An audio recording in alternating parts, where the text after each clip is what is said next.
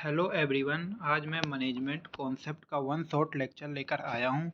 इस लेक्चर में मैंने सारे इम्पोर्टेंट पॉइंट्स को कवर किया है और सारे इम्पोर्टेंट टॉपिक्स को बताया है। दोस्तों, इस वीडियो में मैंने सारे मोस्ट इम्पोर्टेंट पॉइंट्स को ही बताया है। अगर आप इस वीडियो को देख कर जाते हैं तो गारंटी इस बात की है कि आप जो है एक भी क्वेश्चन जो है पेपर में इस वीडियो के बाहर से नहीं आएगा। सारे क्वेश्चन इस वीडियो में जो बताए गए टॉपिक्स हैं, इन्हीं से मिलते जुलते क्वेश्चन आएंगे और इन्हीं से रिलेटेड ही टॉपिक्स जो है, इन्हीं से रिलेटेड क्वेश्चन रहेगा। तो दोस्तों, इस वीडियो को ध्यान से देखिएगा क्योंकि मैंने सारे इंपॉर्टेंट पॉइंट ही बताए हैं। कुछ पॉइंट्स तो ऐसे हैं जो एज इट इज पेपर में सेम टू सेम ऐसे ही आ जाएंगे।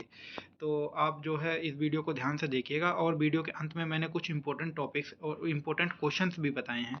तो दोस्तों, चलिए शुरू करते हैं। अगर आप चैनल पर नए हैं तो प्लीज़ चैनल को सब्सक्राइब कर दीजिएगा और वीडियो को लाइक कर दीजिएगा अगर पसंद आए तो दोस्तों, चालू करते हैं अपना पहला पॉइंट, प्रबंध को परिभाषित कीजिए।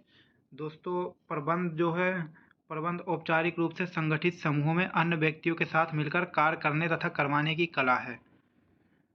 प्रबंध औपचारिक रूप से संगठित समूह में अन्य व्यक्तियों के साथ मिलकर कार्य करने तथा करवाने की कला है। ये प्रबंध की परिभाषा है दोस्तों। तो इसे आप जो है याद कर लीजिएगा क्योंकि प्रबंध की परिभाषा जरूर पूछी जाएगी। और चलिए अब देखते हैं प्रबंध की विशेषताएं क्या होती हैं। तो प्रबंध उद्देश्य प्रधान प्रक्रिया है। प्रबंध विभिन्न लोगों के प्रयासों में एकजुटता पैदा करके संगठन के उद्देश्य को सहजता में ही प्राप्त कर लेता है। तो दोस्तों, ये प्रबंध उद्देश्य प्रधान प्रक्रिया यानी प्रबंध जो है उसका कोई उतना कोई उद्देश्य होता है जो कि संगठनात्मक उद्देश्य को प्राप्त करने के लिए प्रबंध जो है वो बनाया जाता है। और दूसरी विशेषता हमारी ये है कि प्रबंध सर्वव्यापी है, यानी प्रबंध सभी जगह जरूरी है। तो इसका पॉइंट है कि यदि किसी क्रिया में से प्रबंध को घटा दिया जाए तो शेष कुछ नहीं बचता, अर्थात शून्य बचता है। तो इसमें बताया गया है कि अर्थात जैसे एक अस्पताल में प्रबंध की उतनी आवश्यकता होती है जितनी कि किसी विद्यालय अथवा किसी फैक्ट्री या किसी मतलब कॉलेज, कहीं मतलब स्कूल कॉलेज, हर एक जगह पे मतलब जो है दोस्तों प्रबंध की आवश्यकता पड़ती ही पड़ती है, चाहे कोई सा भी विभाग, कोई सा भी चीज़ मतलब जगह हो। तो दोस्तों, ये है प्रबंध सर्वव्यापक है इसका पॉइंट। अब तीसरा पॉइंट हमारा कि प्रबंध एक सतत प्रक्रिया है। प्रबंध कोई ऐसी क्रिया नहीं है जिसे एक ही बार कर लिया जाए। प्रबंध निरंतर चलने वाली प्रक्रिया है। तो दोस्तों, इसमें यह बताया गया है कि प्रबंध जो है एक मतलब ऐसी कोई प्रक्रिया नहीं जिसमें जो है एक ही बार जैसे प्रबंध को करके जो है ख़त्म कर लिया जाए। प्रबंध को बार बार करना पड़ता है, उसको बार बार जो है निरंतर चलने वाली प्रक्रिया है। अब हमारा चौथा पॉइंट है कि प्रबंध एक सामूहिक क्रिया है, यानी प्रबंध एक समूह में मिलकर करने वाली क्रिया है। प्रबंध को अकेले करना बहुत ही कठिन है। तो प्रबंध एक अकेले में नहीं किया जाता क्योंकि प्रबंध नामुमकिन है अकेले में करना, और प्रबंध को समूह में ही मिलके किया जा सकता है। क्योंकि दोस्तों, एक जैसे मान लीजिए एक कोई फर्म है, उसमें बहुत सारे कार्य होते हैं। तो मान लो कोई बहुत बड़ी कंपनी है, कोई बहुत बड़ा फर्म है, तो एक ही व्यक्ति उस पूरे सारे फर्म को जो है सारे कार्य नहीं कर सकता है। उसमें जो है कई व्यक्तियों की ज़रूरत पड़ेगी। तो इसीलिए इसमें जो है बताया गया है कि प्रबंध एक सामूहिक क्रिया यानी समूह में मिलकर करने वाली क्रिया है।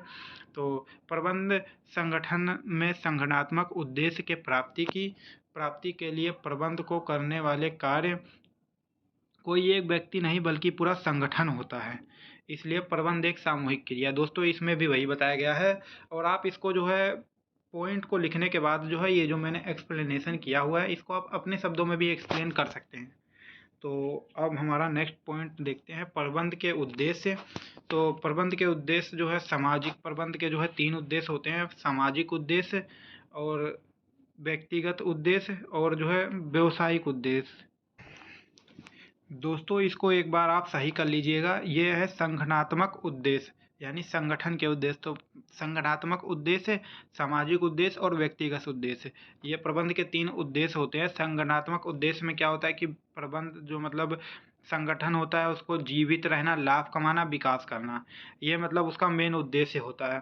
सामाजिक उद्देश्य, एक संगठन का उत्तरदायित्व बनता है कि जिस समाज से वह विकास करता है उसके लिए उसे कुछ ना कुछ योगदान करना चाहिए।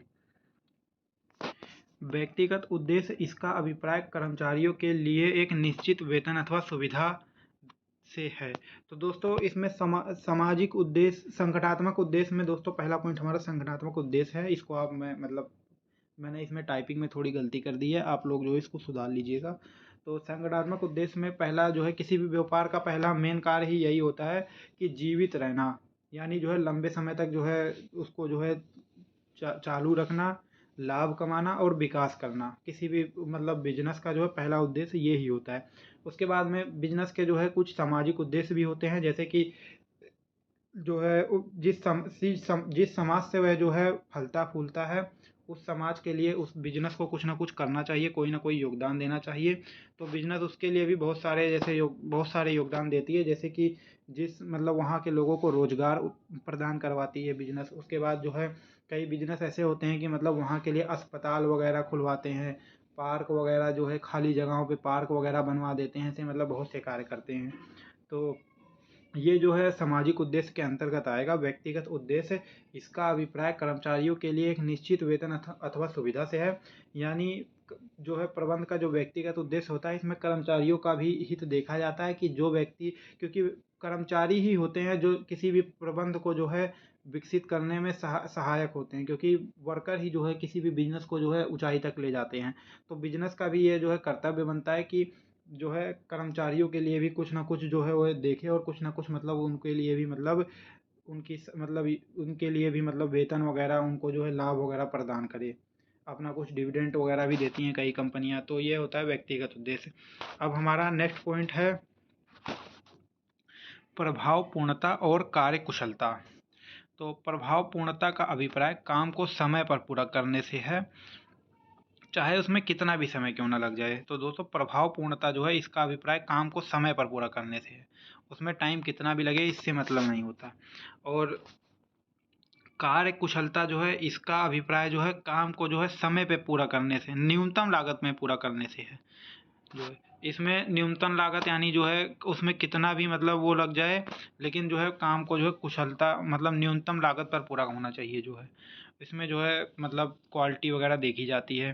तो जैसे कई लोग होते हैं जो मतलब महंगी चीज़ें खरीदते हैं, तो इसमें जो है मतलब क्वालिटी वाली चीज़ों का मतलब चीज़ देखा जाता है कि मतलब जो है इसको किस तरह के मतलब इसको बनाने में मतलब किस तरह की क्वालिटी का इस्तेमाल किया गया है, कारीगरी कैसी है, या जो है जो मतलब प्रोडक्ट है उसकी क्वालिटी कैसी है। तो इन सब चीज़ों को जो है कार्य कुशलता के अंतर्गत रखा जाता है। प्रभावपूर्णता का अभिप्राय होता है कि मतलब जो है जो प्रोडक्ट होता है उसको कितना जल्दी से जल्दी जो है मतलब ज़्यादा से ज़्यादा जो है प्रोडक्ट कितना जल्दी बनाया जाना है। तो इसका जो है प्रभावपूर्णता के अंतर्गत ही आता है।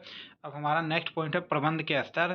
तो उच्च स्तरीय प्रबंध जो है पहला पॉइंट मतलब प्रबंध के स्तर में जो है पहला हमारा जो है उच्च स्तरीय प्रबंध। 3 स्तर हैं, उच्च स्तरीय प्रबंध, मध्य स्तरीय प्रबंध और निम्न स्तरीय प्रबंध। तो पहला पॉइंट हमारा उच्च स्तरीय प्रबंध। तो उच्च स्तरीय प्रबंध के जो दोस्तों कुछ कार्य होते हैं, जैसे उद्देश्य निर्धारित करना, नीतियाँ निर्धारित करना, निर्देशन निर्धारित करना, उसके बाद में क्रियाएं निर्धारित करना, सामान जुटाना, कार्य निष्पादन पर नियंत्रण करना, बजटों का उन्मूलन करना, ऐसे दोस्तों कुछ कार्य हैं। इसके बाद में मध्य स्तरीय प्रबंध आ जाता है। मध्य स्तरीय प्रबंध में नीतियों की व्याख्या करना, कर्मचारियों की नियुक्ति करना, आवश्यक कार्य का आवंटन करना, मानी आवश्यक कार्य को बांटना, कर्मचारियों को अभिप्रेरित करना, सामान्य समन्वय स्थापित करना। दोस्तों ये थोड़ा सा जो है गड़बड़ी हो गई, इसमें जो है आप लोग सुधार लीजिएगा या समझ जाइएगा।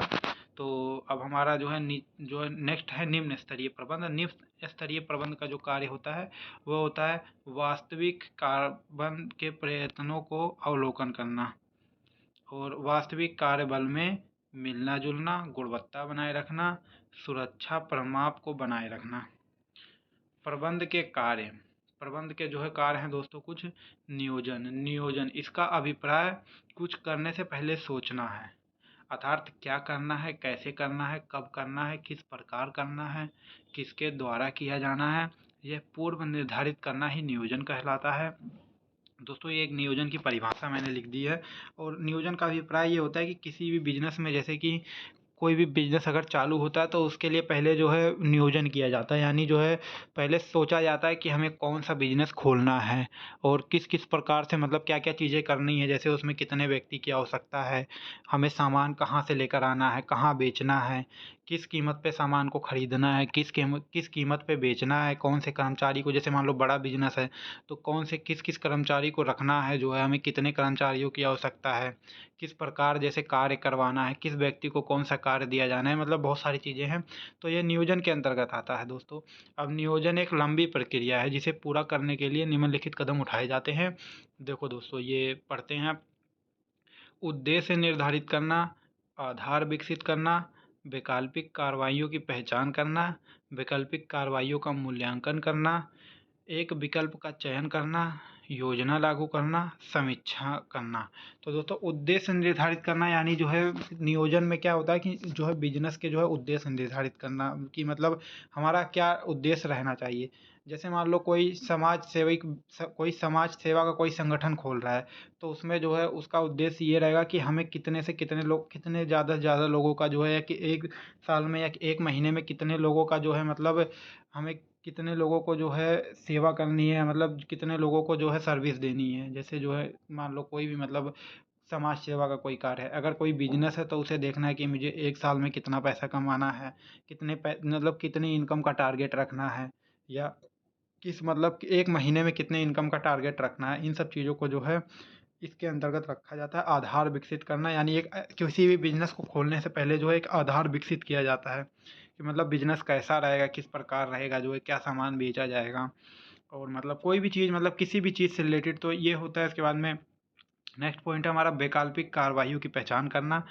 यानी दोस्तों, जैसे मान लो कोई बिजनेस खोला गया और उसमें मान लो कोई हमने जो है एक ही चीज़ नहीं सोच के रखा जाता। मान लो हमने जो है कोई एक चीज़ सोच के रखा है कि हमें जो है मतलब हमें कच्चा माल जो है यहीं से खरीदना है जो है, या मतलब हमें जो है इसी इसी कीमत पे सामान को बेचना है।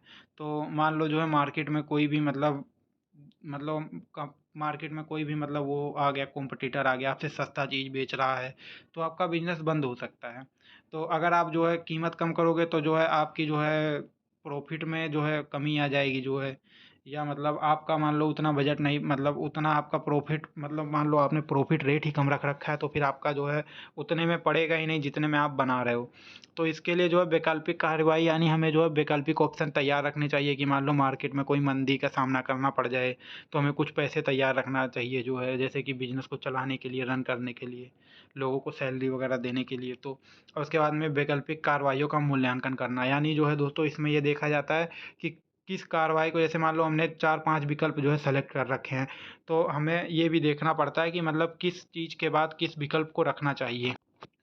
जैसे कि हमें पहले मतलब देखना चाहिए कि हमारी प्लानिंग नंबर 1 इतनी रहेगी, मतलब ये चीज़ रहेगा, अगर हमारी पहली प्लानिंग ये रहेगी, अगर ये भी सक्सेस नहीं होती तो हमारी दूसरी प्लानिंग में ये रहेगा, अगर इसमें भी कोई दिक्कत आ जाता है तो हमारी तीसरी प्लानिंग पे ये रहेगा। तो यही होता है मूल्यांकन करना। और एक विकल्प का चयन करना, यानी दोस्तों उसमें से मतलब जो है एक विकल्प का चयन किया जाता है। ये नहीं कि जो है पता लगा एक ही बार में, जैसे हमने 4 विकल्प सोच रखे हैं तो चारों विकल्प जो है एक ही बार में खोल देते हैं कि ये भी करने लग जाएँ, वो भी करने लग जाए, तो जो है इससे भी दिक्कत आ सकता है दोस्तों। तो ये भी पॉइंट होता है। उसके बाद में योजना लागू करना, यानी जो हमारी जो भी मतलब हमने योजना बनाई है उसको जो है लागू करना और उसकी समीक्षा करना, लास्ट पॉइंट। यानी उसको देखना कि वह कैसा कार्य कर रहा है कि नहीं कर रहा है, क्या इसमें मतलब दिक्कत आ रही है।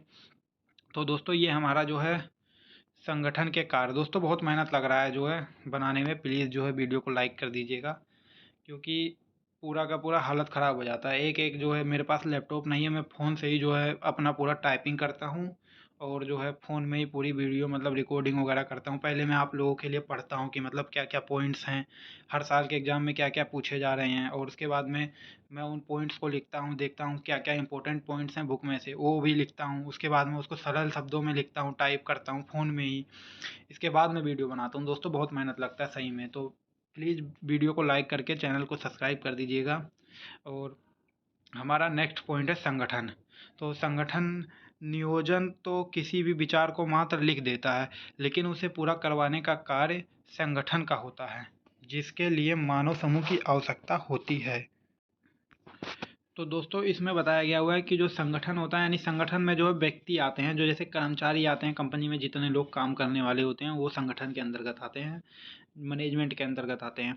तो मतलब नियोजन तो किसी भी विचार को लिख देता है, लेकिन उसे पूरा करवाने का कार्य संगठन का होता है, जिसके लिए मानव समूह की आवश्यकता होती है।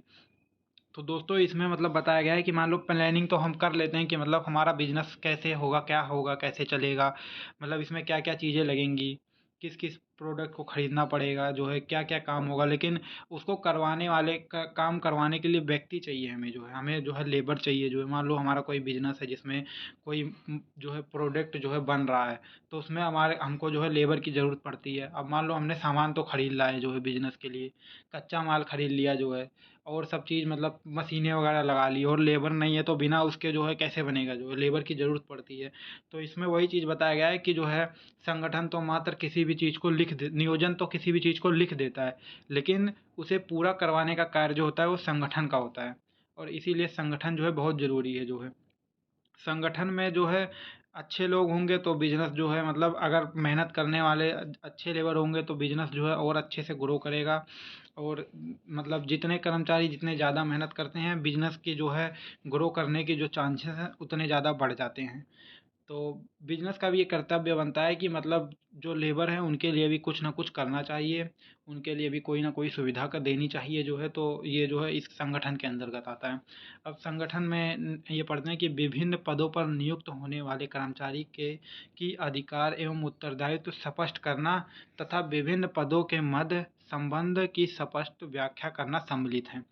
यानी दोस्तों किस व्यक्ति का क्या कार्य रहेगा और उसका कितना अधिकार है, तो इसको भी जो है बिजनेस में साफ साफ मतलब बताया, मतलब पहले ही मतलब बताया। जैसे मान लो कोई मैनेजर है, तो मैनेजर के अंडर में क्या क्या अधिकार होते हैं। ऐसा तो नहीं कि मतलब उसको मैनेजर बना दिया लेकिन कोई अधिकार ही नहीं दिया है, कि मतलब वो किसी व्यक्ति को नियुक्त ना करे, मतलब नियुक्त ही नहीं कर सकता है, या किसी को जो है जैसे कोई काम नहीं कर रहा है तो उसको बोल ही नहीं सकता, तो फिर वो मैनेजर किस बात का, वो काम जैसे उसके पास अगर कोई अधिकार ही नहीं है तो फिर काम कैसे करवाएगा।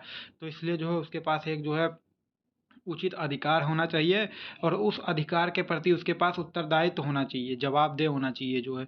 जैसे मान लो उसके पास अधिकार तो है लेकिन मान लो वो काम ही जैसे मैनेजर ही कुछ नहीं कर रहा है तो बाकी लोग क्या करेंगे। तो मान लो कंपनी में कोई भी चीज़ होता है तो उसका रिस्पॉन्सिबल मतलब मैनेजर कहलाएगा, क्योंकि मैनेजर के अंतर्गत जो है सारी चीज़ें आ जाती हैं। तो यही सब चीज़ होता है। जैसे मान लो जीएम है, मैनेजर हैं, और मतलब सुपरवाइजर आ जाते हैं।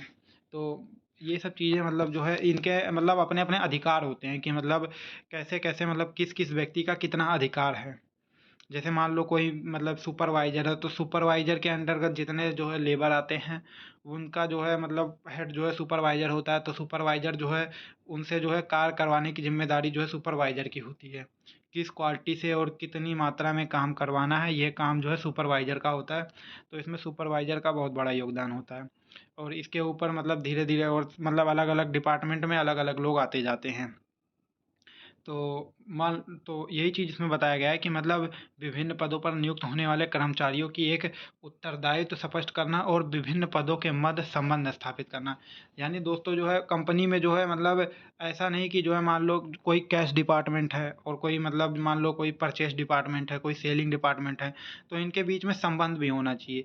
ये नहीं कि मतलब दोस्तों अलग अलग सब अपने काम में लगे हुए हैं और इनके बीच में कोई मतलब संबंध मतलब कोई मेल जोल ही नहीं है, कोई बातचीत ही नहीं है। क्योंकि जो है इन सब का जो ये जो सब लोग काम कर रहे हैं इनका उद्देश्य एक ही है, बिजनेस को लाभ कमवा के देना। और अगर ये लोग जो है इस तरीके से मतलब अगर अच्छे से काम करते हैं, इनके बीच में समन्वय होता है, तो जो है बिजनेस को जो है अच्छी तरीके से प्रॉफिट होगा। और इनका भी उद्देश्य मतलब ये काम ही उसी चीज़ के लिए कर रहे हैं। अब इसमें देखो दोस्तों ये पॉइंट लिखा हुआ है कि कार्य की पहचान एवं विभाजन, विभागीकरण, कार्य को सौंपना, सूचनाओं प्रेषित करने से संबंधित संबंध स्थापित करना। तो दोस्तों ये पॉइंट्स हैं जो है, इसको जो है आप मतलब एक्सप्लेन कर दीजिएगा। मैंने जो है आप लोगों को जो है पूरा समझा दिया। अब हमारा नेक्स्ट पॉइंट है नियुक्तिकरण। नियुक्त मतलब अगला जो है संगठन के बाद में जो है नियुक्तिकरण आता है। नियुक्तिकरण जो है पहले इसको पढ़ लेते हैं फिर मैं समझाता हूँ। नियुक्तिकरण नियोजन के द्वारा विचारों को लिखित रूप दिया जाता है, और संगठन इन विचारों को वास्तविक में बदलने के उद्देश्य से विभिन्न पदों का स्वरूप तैयार करता है तथा नियुक्तिकरण के अंतर्गत इन पदों को व्यक्ति से भरता है। नियुक्तिकरण को पूरा करने के लिए उठाए जाने वाले कदम: मानव आवश्यकताओं का आकलन, भर्ती, चयन, कार्य पर बल लगाना, प्रशिक्षण एवं विकास, प्रगति। तो दोस्तों नियुक्तिकरण में क्या होता है कि मतलब इसमें लोगों को जो है मतलब लोगों की नियुक्ति की जाती है कंपनी के अंतर्गत या मतलब किसी फर्म के अंतर्गत, जो भी चीज़ है मान लो कंपनी मान लो, तो कंपनी के अंतर्गत जो है लोगों की नियुक्ति की जाती है। मान लो कंपनी खोला, इसमें मैनेजमेंट मतलब तैयार किया जो है कि मतलब ये चीज़ मतलब इतने डिपार्टमेंट रहेंगे और इतने सारे लोग मतलब इसमें काम करेंगे। मान लो इतना काम होना है, इतना प्रोडक्शन हमें निकालना है, तो हमें इतने लेबर की आवश्यकता पड़ेगी, इस डिपार्टमेंट में इतने लोगों की आवश्यकता पड़ेगी। जैसे कोई एक डिपार्टमेंट का जो है कोई एक ही व्यक्ति पूरा थोड़ी उसको काम करेगा, उसमें जो है जैसे 2-3 लोग की ज़रूरत होती है, जितने लोगों की वो तो उसमें कितना काम है इसके ऊपर डिपेंड करता है कि उसमें कितने लोगों की ज़रूरत है। तो जो है इस इन सब चीज़ों के ऊपर डिपेंड करेगा जो है। नियुक्तिकरण जो है इसमें जो है मतलब लोगों की जो है क्वालिटी और योग्यता के हिसाब से जो है उनको काम जो है दिया जाता है। नियुक्तिकरण के अंतर्गत जो है मतलब लोगों को जो है उनकी योग्यता के अनुसार काम देना चाहिए। ऐसे नहीं कि किसी को किसी भी प्रकार से कार्य दे दिया। मान लो कोई मतलब मान लो कोई भी कार्य करवाना है, तो उस व्यक्ति को वह कार्य आना चाहिए या वह व्यक्ति पहले वो कार्य किया होना चाहिए। तो उस कार्य को जो है वो अच्छे से कर लेगा जो है। लेकिन अगर जो है मान लो कोई ऐसा व्यक्ति जिसको कार आता ही नहीं है, उसके बारे में कुछ जानकारी नहीं है, उसे जो उस कार पे लगा दिया गया, तो वह उस तरीके से उस कार को नहीं कर पाएगा, बाकी कोई गड़बड़ी भी हो सकती है। तो इन सब चीज़ों का जो है थोड़ा बहुत डर रहता है। तो इन सब चीज़ों का जो है मैनेजमेंट को जो है ध्यान रखना चाहिए। तो यही नियुक्तिकरण के अंतर्गत आता है कि मानव की आवश्यकताओं का आकलन करना, यानी जो है उनकी जो है इनके अंदर मतलब क्या-क्या क्वालिटी है इसका आकलन मतलब करना, मतलब क्या-क्या चीज़ें हैं देखना जो है। मान लो 10 बंदे गए हैं किसी कंपनी में काम के लिए, तो 10 में से ज़्यादा क्वालिटी वाला कौन है, कंपनी उसे ही रखती है। उसके बाद में उसकी भर्ती करवाती है, यानी उसको जो है सेलेक्ट कर मतलब जो है उसकी भर्ती करती है, उसका चयन करती है। चयन करने के बाद कार्य पर लगाना, तो जैसे उनको काम पे लगा देती है, लेकिन काम पे लगाने से पहले जो है उनका प्रशिक्षण एवं विकास मतलब किया जाता है, यानी जो है उनको प्रशिक्षित किया जाता है कि इस कार्य को आपको करना है और इस प्रकार से करना है। उनको पहले ट्रेनिंग दी जाती है, ऐसे नहीं कि किसी को भी ले जाके बिठा दिया। जैसे मान लो कोई भी कार्य है, तो जो है व्यक्ति पहले से किया भी होता है, लेकिन उसको जो है एक बार फिर से जो है बताया जाता है कि मत, क्योंकि हर एक कंपनी में जो है सारे कार्य अलग-अलग तरीके से होते हैं। तो उस कंपनी के मतलब उस कंपनी में जैसे किसी कंपनी में दूसरी कंपनी में कोई कार्य करने गया जो है, तो उसको जो है पहले बताया जाएगा कि मतलब ये कार्य होता है, ऐसे करना होता है, ये चीज़ें होती हैं, मतलब उसको पहले ट्रेनिंग दी जाएगी। उसके बाद में जो है उसका जो है प्रगति मूल्यांकन के अंतर्गत, यानी फिर वो कार्य जो करेगा जो है उसका मूल्यांकन किया जाएगा कि सही से कर रहा है कि नहीं। तो ये सब चीज़ें आती हैं। अब हमारा जो है पदों इसके बाद में फिर मतलब अगर कार्य जैसे ये 2 पॉइंट और रह गया दोस्तों, इसको भी समझा देता हूँ। अगर कार्य अच्छे से होता है तो उसकी पदोन्नति यानी प्रमोशन जो है, प्रमोशन मतलब जो है उसका करना चाहिए, क्योंकि अगर वो व्यक्ति जो है अपना पूरा 100% दे रहा है, जो है कंपन जो है जैसे प्रबंध में जो है अपना पूरा 100% दे रहा है कंपनी को लाभ कमाने के लिए या कंपनी के उद्देश्य को पूरा करने के लिए, तो जो है उसकी पदोन्नति प्रमोशन किया जाता है। इसके बाद में क्षतिपूर्ति, यानी जो है क्षतिपूर्ति मतलब व्यक्ति की जाती है। जैसे कार्य को करने में जो भी नुकसान हुआ है या मतलब मान लो कोई मतलब दिक्कत दुर्घटना हो गई है या मतलब कोई भी चीज़ हो गया है, तो इसमें जो है क्षतिपूर्ति जो है करवाया जाता है।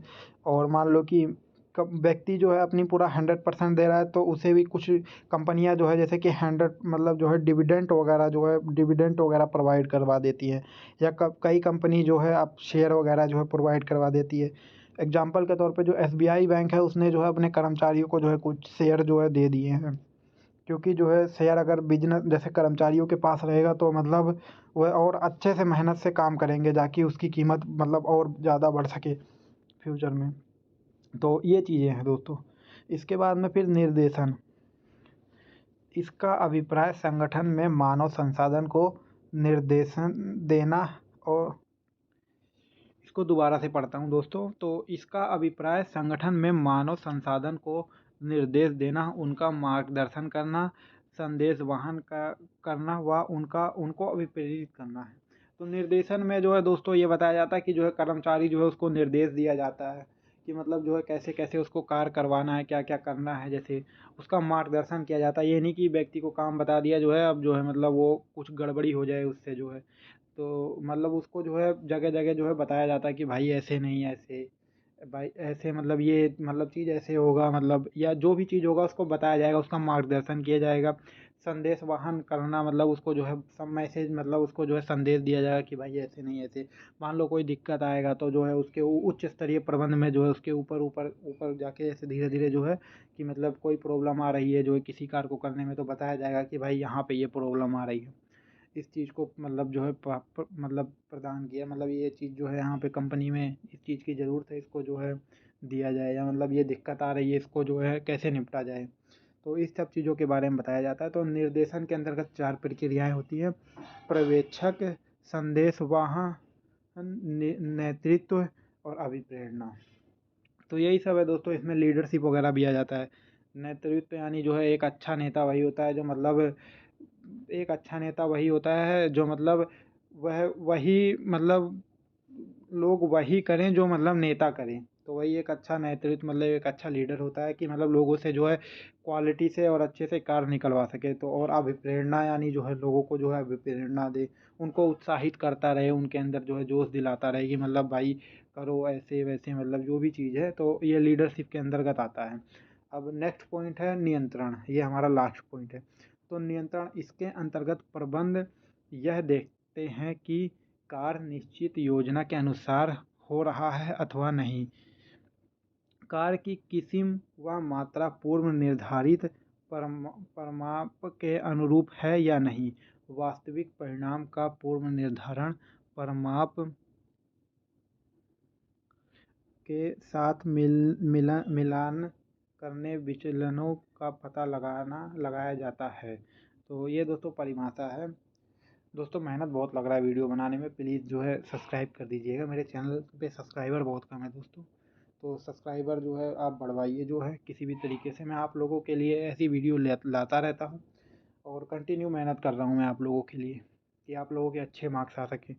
तो दोस्तों जो है आप लोग जो है इसको सब्सक्राइब कर लीजिएगा, क्योंकि मैं आप लोगों के हर एक एग्ज़ाम के लिए, नेक्स्ट एग्ज़ाम में भी मैं आपके लिए जो है वन शॉट वीडियो लेकर आऊँगा। और दोस्तों देख लेना क्वेश्चन जो है इसी के अंतर्गत, इसी के मतलब इसी से आएगा। जैसे मान लो मैंने आपको निर्देशन पढ़ा दिया, तो निर्देशन में जो है जैसे नियंत्रण पढ़ा दिया, तो नियंत्रण में क्वेश्चन भी इसी से आएगा कि नियंत्रण के जो है लाभ, मतलब नियंत्रण के उद्देश्य क्या होते हैं, लाभ बताइए। तो इसको आप बना के लिख सकते हो कि नियंत्रण में जैसे कि क्या क्या उद्देश्य होता है, कि मतलब जो है कार को नियंत्रित करना होता है, मतलब यही सब चीज़ें आप बना के लिख सकते हो कि इसको किस तरीके से नियंत्रण मतलब किया जाता है। जो है कंपनी, इसका उद्देश्य जो है कंपनी का लाभ, कंपनी को लाभ दिलवाना है। जो है कंपनी के जो है सारे उद्देश्य, जैसे जो है व्यक्तिगत उद्देश्य, जो है कंपनी का संगठनात्मक उद्देश्य जो है, ये सारे उद्देश्य को पूरा करवाना है। तो कंपनी को विकसित करना है, कंपनी को जो और आगे ले जाना है, ये सब मतलब इसके उद्देश्य हो जाएंगे। तो ऐसे मतलब क्वेश्चन इसी तरीके से आएगा, आप लोग बना के लिख सकते हो। और इसी तरीके से क्वेश्चन जो मतलब पूछा जाता है हर साल पेपर में। और इसका जो है जैसे कि मैंने एक बार दोबारा पढ़ के बता देता हूँ। नियंत्रण, इसके अंतर्गत प्रबंध यह देखते हैं कि कार्य निश्चित योजना के अनुसार हो रहा है अथवा नहीं, कार्य की किस्म व मात्रा पूर्व निर्धारित परिमाप के अनुरूप है या नहीं, वास्तविक परिणाम का पूर्व निर्धारण परमात्मा के साथ मिलाना करने विचलनों का पता लगाना जाता है। तो दोस्तों ये है, मैं थोड़ा सा थक गया हूँ पढ़ते पढ़ते, तो उस तरीके से मतलब जो है अटक जा रहा हूँ। एक मिनट दोस्तों। तो चलिए इसके पॉइंट बताते हैं कि मतलब एक परमात्मा का निर्धारण, वास्तविक प्रगति का माप, वास्तविक प्रगति की परिमापों की तुलना, विचलनों का विश्लेषण, सुधारात्मक कार्रवाई करना। तो ये हो जाएगा पॉइंट। तो इसके बाद में जो हमारा जो है नेक्स्ट पॉइंट है समन्वय। दोस्तों समन्वय से भी ये क्वेश्चन ज़रूर पूछा जाएगा है, जो है इसके भी आने के चांस काफ़ी ज़्यादा हैं। तो पढ़ते हैं, जानते हैं समन्वय क्या है। तो इसका अभिप्राय उस क्रिया से है जिसके द्वारा एक संगठन में की जाने वाली विभिन्न क्रियाओं में सामंजस्य स्थापित किया जाता है, ताकि संगठन के आत्मा उद्देश्य को सफलतापूर्वक प्राप्त किया जा सके। तो समन्वय जो है दोस्तों, इसमें जो है मतलब इसका अभिप्राय है कि लोगों के अंदर जो है मतलब मेल जोल स्थापित करना। इसमें दोस्तों मतलब मान लीजिए आप, जैसे मान लो एक कंपनी है, इसमें अलग अलग डिपार्टमेंट के लोग हैं जो कार्य कर रहे हैं, तो इनके बीच में आपस में मेल जोल होना चाहिए, तभी जो है ये लोग, जैसे कि मान लो एक डिपार्टमेंट को दूसरे डिपार्टमेंट में काम पड़ता है, उससे काम पड़ता है, तो अगर दोनों में मेल जोल ही नहीं है तो जो है ये दोनों आपस में जो है कन्वर्सेशन नहीं कर पाएंगे या ठीक से जो है कार्य नहीं कर पाएंगे, जिससे जो है नुकसान जो होगा वो कंपनी का ही होगा। तो इससे मतलब यही मतलब बताया जाता है कि लोगों के अंदर जो है मेल जोल होना चाहिए। कंपनी के अंदर जितने भी लोग कार्य करते हैं उनका जो है आपस में मेल जोल होना बहुत ज़रूरी है, ताकि वह जो है कोई भी दिक्कत आए या कोई भी चीज़ हो तो आपस में एक दूसरे को मतलब, या जिससे भी बात करना है तो मतलब उसको जो है आसानी से बता सके। तो समन्वय की विशेषता देखते हैं, आइए दोस्तों। तो पहला पॉइंट है कि समन्वय सामूहिक प्रयासों में सामंजस्य स्थापित करता है। यानी जो है सामूहिक, जो जैसे सभी लोगों में जो है सामंजस्य स्थापित करता है, यानी जो है मेल जोल स्थापित करता है। समन्वय समन्वय प्रयास में एकता सुनिश्चित करता है, यानी जो भी प्रयास किया जाना होता है उसमें जो है एकता बताता है। यानी अगर दो सबके अंदर मेल जोल रहेगा जो है, तो जो है एकता होगी जो है, तो मतलब बिजनेस के उद्देश्य को प्राप्त करने में जो है और आसानी होगी। समन्वय एक सतत प्रक्रिया है। समन्वय दोस्तों कोई ऐसी क्रिया नहीं कि जैसे समन्वय एक बार तालमेल बिठा लिया उसके बाद में उसकी ज़रूरत ही नहीं, जो है एक बार मतलब बात कर ली इसके बाद ज़रूरत ही नहीं, जो है ये एक निरंतर क्रिया है। यानी जो है लोगों के अंदर जो है जैसे कि बातचीत बराबर होना चाहिए, जो है लोगों के अंदर जो है मेल जोल बराबर बना रहना चाहिए जो है, तो ये एक सतत यानी निरंतर चलने वाली प्रक्रिया है। समन्वय एक सर्वव्यापक कार्य है, यानी समन्वय जो है सभी जगह जरूरी है, सभी डिपार्टमेंट में जरूरी है। ऐसा नहीं कि मतलब एक डिपार्टमेंट में इसका कार्य है, या मतलब एक ही किसी एक जो है कंपनी में इसका कार्य पड़ता है। हर एक कंपनी में, हर एक डिपार्टमेंट में, हर एक जगह पे इसका कार्य पड़ता है। मान लो कोई हॉस्पिटल है या स्कूल है या कॉलेज है या कोई कंपनी ही है या कोई फर्म है, तो हर एक जगह पे जो है समन्वय के जो है कार्य की जो है ज़रूरत पड़ती है। समन्वय सभी प्रबंधकों का उत्तरदायित्व है। तो यानी प्रबंधकों की जिम्मेदारी होती है दोस्तों कि मतलब समन्वय जो है स्थापित रहे। यानी जैसे मान लो जो प्रबंधक होते हैं, जो उच्च स्तरीय प्रबंध होता है, उनकी जिम्मेदारी होती है कि लोगों में जो है तालमेल बना रहे, मेल जोल बना रहे और अच्छे से कार्य करें। ये मतलब लड़ाई झगड़ा ना होने पाए, या मतलब जो है लोगों के अंदर मतलब कोई ऐसी दिक्कत परेशानी ना आए। लोगों की जो है मान लो कोई दिक्कत, किसी को कोई दिक्कत है, प्रॉब्लम है, तो मतलब किसी को कोई भी मान लो फाइनेंशियल प्रॉब्लम है, तो जो है उसका जो है हल जो है वो प्रबंध को निकालना चाहिए। तो यही बताया गया है इसमें। समन्वय जानबूझकर किया जाने वाला कार्य है। यानी समन्वय जो है वो जानबूझकर मतलब लोगों के अंदर मेल जोल बहुत ज़रूरी है जो है दोस्तों, तो यही बताया गया है। और हमारा अब नेक्स्ट मतलब ये है कि प्रबंध की सीमाएं क्या है दोस्तों। ये क्वेश्चन जो है आपके पेपर में जो मतलब बहुत बार आया है, इसलिए मैंने लिख दिया है। आप लोगों को मैंने स्टार्टिंग में ही बताया था कि कुछ इंपॉर्टेंट मतलब मैं क्वेश्चंस बताऊंगा जो पेपर में आते हैं। तो ये है कि जो है प्रबंध की सीमाएं क्या क्या हैं। तो सीमा यानी कमियां दोस्तों। तो प्रबंध को कार्य मनुष्य से संबंधित है। तो जो मानवीय स्वभाव से प्रभावित रहता है। प्रत्येक मनुष्य का आचरण पृथक पृथक होता है, अतः सभी के लिए एक निश्चित प्रणाली नहीं अपनाई जा सकती। प्रबंध के सिद्धांत तकनीकीगत प्रक्रियाओं, आविष्कारों, संगठन की रुचि, मनोवैज्ञानिक आदि पर आधारित होते हैं, अतः प्रबंध का कोई सिद्धांत स्थायी रूप से लागू नहीं होता है। और प्रबंध के कार्य उस संस्था के उद्देश्य, नीति व परिस्थितियों के अनुरूप होते हैं, अतः किसी एक संस्था के उद्देश्य को अन्य संस्थाओं में लागू नहीं किया जा सकता, क्योंकि प्रत्येक संस्था का अपना अपना उद्देश्य, संगठन का कार्य प्रणाली होती है। तो ये दोस्तों जो है प्रबंध की जो मतलब जो है प्रबंध की सीमाएं हैं। तो इसको आप एक बार पढ़ लेना, क्योंकि ये हर बार पेपर में आया है, तो मैंने इसलिए इसको लिख दिया है। और हमारा नेक्स्ट मतलब ये क्वेश्चन आया है, केंद्रीयकरण या विकेंद्रीयकरण से एक क्वेश्चन जरूर आएगा। तो एक बार इसको भी आप पढ़ के जाना कि जो है इसके अनुसार अधिकारियों को चाहे कि पूर्ण केंद्रीयकरण या पूर्व विकेंद्रीयकरण के स्थान पर प्रभावपूर्ण केंद्रीयकरण को अपनाने। उदाहरण के लिए उद्देश्य एवं नीतियों के निर्धारण, व्याख्या, व्यवसाय के विस्तार आदि का निर्णय लेने से अधिकार अधिकारियों के पास सुनिश्चित रहने चाहिए। दूसरी ओर कच्चा माल क्रय करने, कर्मचारियों की छुट्टी देने आदि का अधिकार अधिक अधिनिष्ठों को सौंप देना चाहिए। तो दोस्तों ये जो है केंद्रीयकरण की जो मतलब लाइन है, तो इसको आप जो है मतलब देख लेना कि मतलब जो है लोगों के ऐसा नहीं कि मतलब जो है एक ही व्यक्ति को पूरे अधिकार सौंप दिए गए। इसमें जो है मतलब बताया गया है कि मतलब जो अधिकार होते हैं वो मतलब सबको जो है बांट देने चाहिए बराबर बराबर जो है, और जो है उसकी योग्यता के हिसाब से या उसके पद के हिसाब से जो है उसको अधिकार देना चाहिए। तो यही बताया गया है केंद्रीयकरण में। उसके बाद में टेलर के सिद्धांत, तो दोस्तों ये भी क्वेश्चन जो है बार बार आया है पेपर में, तो ये भी आप देख लेना कि टेलर के सिद्धांत। तो वैज्ञानिक प्रबंध यह जानने की कला है कि आप श्रमिकों से क्या काम करवाना चाहते हैं और फिर यह देखना कि वह उसकी सर्वोत्तम व सस्ते ढंग से कर सकता है या नहीं। तो दोस्तों ये मतलब टेलर ने ये बताया है कि मतलब आप किसी भी लेबर को अगर पकड़ते हैं, किसी भी वर्कर को आप पकड़ते हैं, कर्मचारी को, तो आप पहले ये देखिए कि आप आपको काम क्या है जो उससे करवाना चाहते हैं। उसके बाद में उसके अंदर की वो क्वालिटी देखिए कि अगर वह मतलब काम को करता है तो किस प्रकार से करता है, सही से कर पाता है या नहीं कर पाता है, किस क्वालिटी से कर पाता है। तो ये जो है दोस्तों हमारा जो है एक पॉइंट ये था। और हमारा एक लास्ट पॉइंट ये है कि मतलब बजटीय नियंत्रण को समझाइए। तो बजटीय नियंत्रण एक व्यवस्थित प्रक्रिया है जो संगठनों को नियोजित बजट के साथ वास्तविक परिणामों की तुलना, उसके वित्तीय प्रदर्शन की निगरानी और प्रबंधन करने में मदद करती है। यह व्यवसायों को खर्चों को ट्रैक करने, भिन्नताओं की पहचान करने और वित्तीय लक्ष्यों को पूरा करने के लिए सुधारात्मक कार्रवाई करने की अनुमति देता है। तो दोस्तों ये था हमारा जो है पूरा वन शॉट लेक्चर। इसमें जो है मैंने सारे इंपॉर्टेंट पॉइंट बताए हैं दोस्तों। ये सब मतलब आप पढ़ लीजिएगा, आप आसानी से पास हो जाओगे। अगर मान लो पेपर में जो है 5 क्वेश्चन आते हैं तो 5 में से 4 क्वेश्चन तो आप जो है दोस्तों आराम से कर लोगे, कोई दिक्कत नहीं है, आप लोग बना बना के लिख दोगे।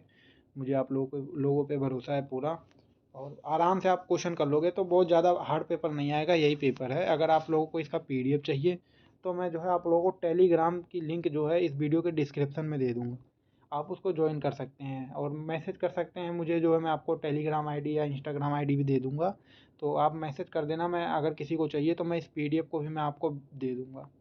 और दोस्तों इसी से आएगा PDF, जो इसी PDF मतलब जो मैंने आपको मोस्ट इम्पोर्टेंट पॉइंट जो हर साल पूछे गए हैं, तो लगभग मैंने वही सारे डाले हैं और जो है मतलब यही मतलब हर बार के पेपर में आया है। और दोस्तों मैंने मतलब पूरा पढ़ा दिया आप लोगों को। बाकी अगर PDF चाहिएगा तो मतलब ले लेना आप लोग। और अगर आप चैनल पे अभी तक मतलब देख रहे हैं चैनल को, तो मतलब वीडियो देख रहे हैं, तो आप सब्सक्राइब कर दीजिएगा प्लीज़ दोस्तों। थैंक यू दोस्तों।